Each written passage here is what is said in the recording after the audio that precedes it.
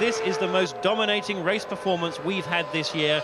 Schumacher is earning every pound of the alleged £1 million he'll be earning for this race alone. Absolutely superb. Ferrari's first win, and they're going to be absolutely thrilled. Behind that, though, this time Alesi has had his car reliability stay with him. He might have won at Monaco, another one whose fortunes have changed so much. He's withstood the pressure from Villeneuve, who's also driven very well. He's made no mistake, and that's the crucial thing in treacherous conditions like that. He's sensibly hung back. He's not going to have a go for Alesi.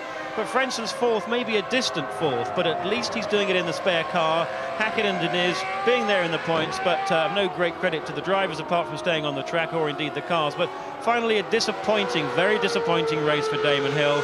A race the weekend that started well, tremendous pole position, but sadly a succession of mistakes ended in retirement, and Damon's going to be determined to make up for that in the future to try and catch this man, Michael Schumacher, in his championship quest.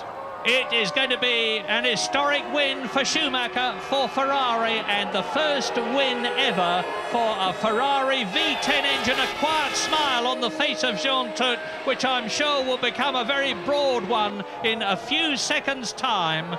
Michael Schumacher has driven absolutely magnificently to underline enormously his World Championship status, and he enters now the last corner, and Michael Schumacher wins the Spanish Grand Prix after an absolutely superlative drive to give himself 10 World Championship points, to give Ferrari 10 World Championship points, to bring the great Maranello concern back right to the front of Formula One. But Alesi does indeed finish second for Benetton.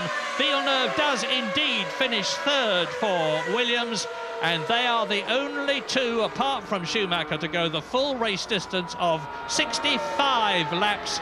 So Ferrari win, Benetton second, Williams third, a Sauber fourth, a McLaren fifth, a Ligier sixth, and 6 different constructors in the top 6.